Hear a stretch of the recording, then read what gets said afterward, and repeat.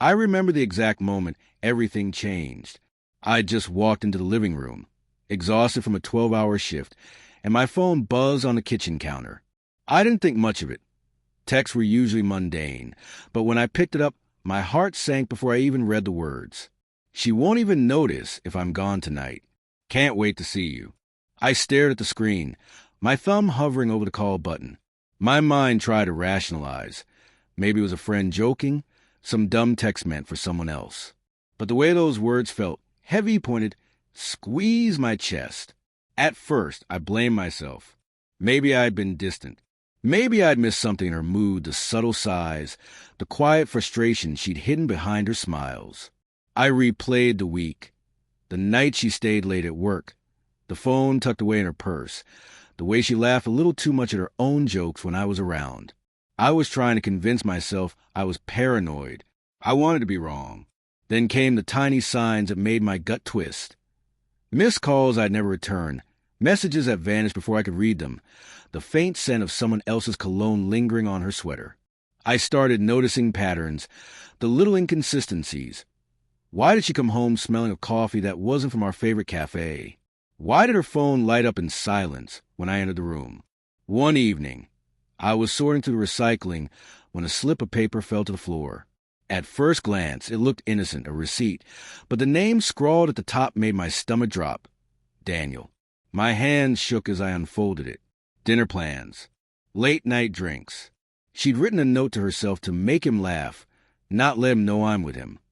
The betrayal hit slowly, like water dripping in a dark room. At first, I couldn't breathe.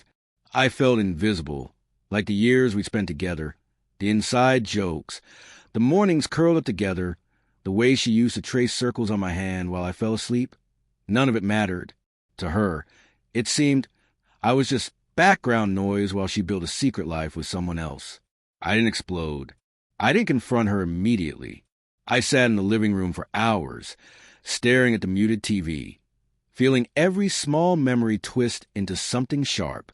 Every time she laughed, I imagined Daniel sitting across from her, sharing that smile I thought was only mine. Every kiss we'd shared now felt like a lie I'd swallowed willingly. The confrontation came the night I found her phone unlocked on the kitchen counter. It vibrated, a message notification lighting up the screen.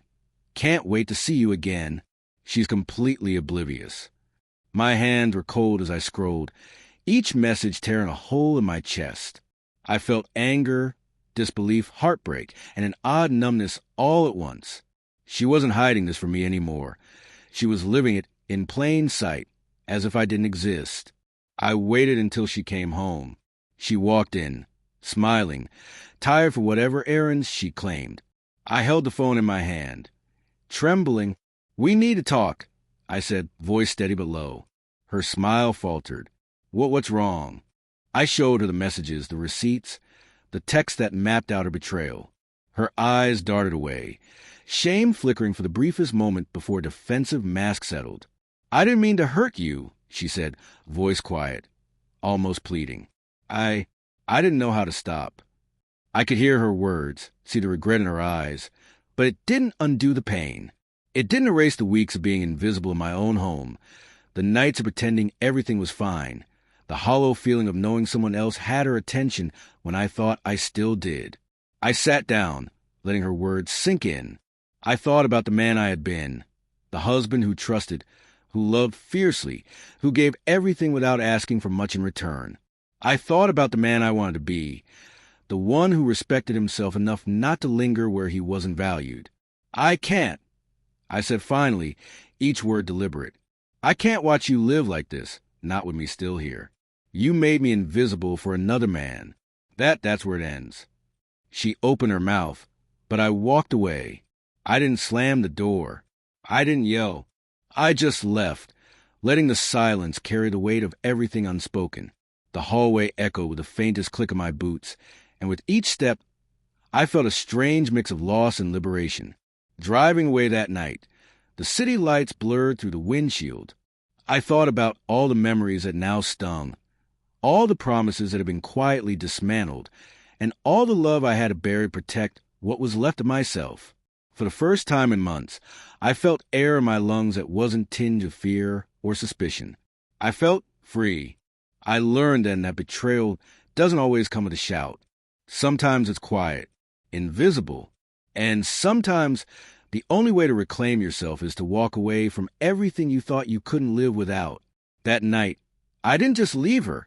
I left a version of myself that begged for acknowledgement, that settled for crumbs of attention, that believed love meant staying despite invisibility. I drove into the dark, knowing that somewhere ahead was a life where I existed fully, unapologetically, and unignored. And for the first time, I allowed myself to believe I'd be okay.